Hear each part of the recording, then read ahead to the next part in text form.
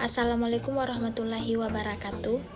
Perkenalkan, nama saya Vita Patricia Hasyam dari kelas IP 5C, Fakultas Ilmu Sosial dan Ilmu Politik, Prodi Ilmu Pemerintahan dari Universitas Muhammadiyah Makassar.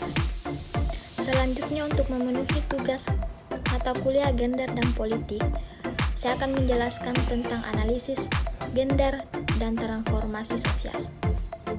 Selanjutnya, analisis gender dan ketidakadilan.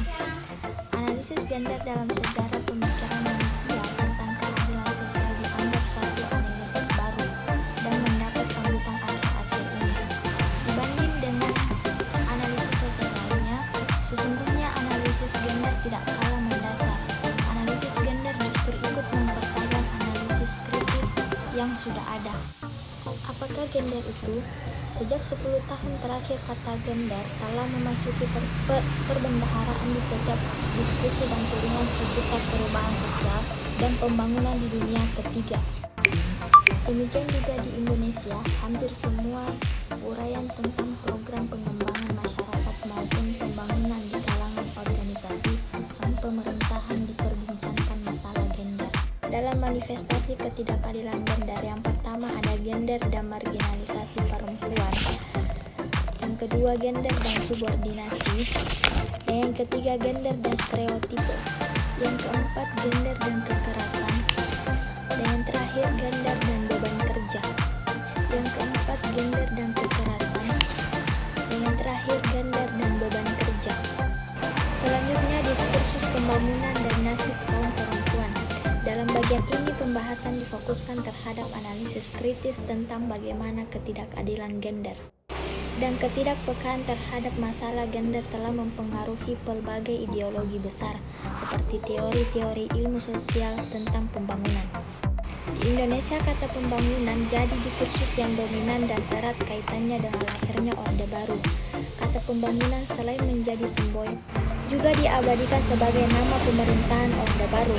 Hal itu bisa dilihat dari penamaan kabinet sejak pemerintahan Orde Baru yang lalu dikaitkan dengan kata pembangunan. Meskipun kata pembangunan sesungguhnya telah dikenal dan dipergunakan sejak zaman Orde Lama. Seketika teori-teori pembangunan. Yang pertama, teori evolusi. Yang kedua, teori fungsionalisme struktural. Yang ketiga, teori modernisasi. Yang keempat, teori sumber daya manusia. Yang kelima, teori konflik. Yang keenam, teori ketergantungan. Yang ketujuh, teori pembahasan. Dan yang terakhir, teori kekuasaan dan diskursus dalam perubahan sosial. Selanjutnya, analisis gender dalam gerakan transformasi perempuan. Setiap marginalisasi perempuan disebabkan oleh ketidakadilan gender.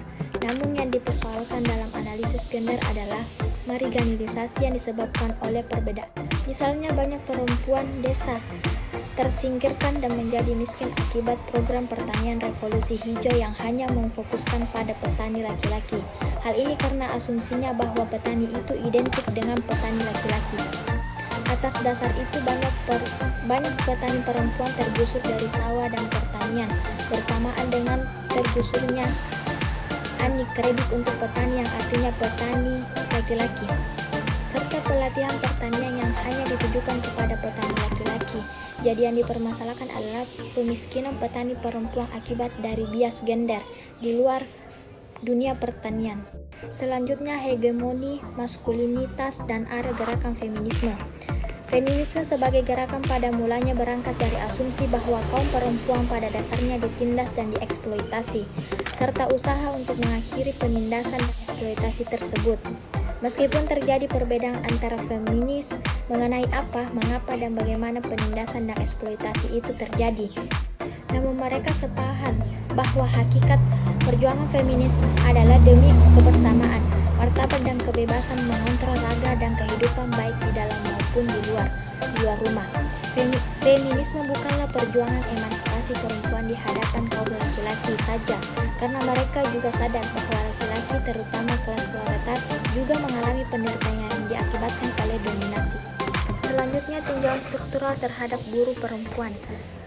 Membicarakan hak asasi dan nasib kaum buruh perempuan dapat diletakkan dalam dua kerangka perspektif, yakni yang bersifat kondisional dan struktural.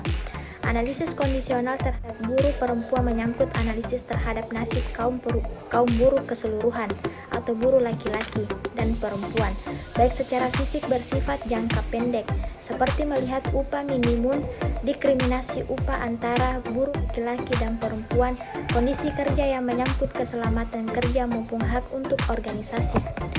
Analisis struktur lebih menekankan pada posisi buruh perempuan dalam seluruh struktural formasi sosial yang ada. Bagian ini mengetengahkan suatu analisis struktural nasib buruh perempuan dalam suatu formasi sosial pembangunan dewasa ini. Secara sengaja di sini dipilih analisis over determinism, yakni analisis yang berasumsi bahwa sesuatu aspek tidak berdiri sendiri, melainkan setiap aspek secara dialektika saling berpengaruh dan menentukan. Dengan demikian, analisis ini menolak dan reduksionisme yang percaya ada penyebab tunggal. Itulah penjelasan dari saya tentang analisis gender dan transformasi sosial. Lebih dan kurangnya mohon dimaafkan. Terima kasih. Assalamualaikum warahmatullahi wabarakatuh.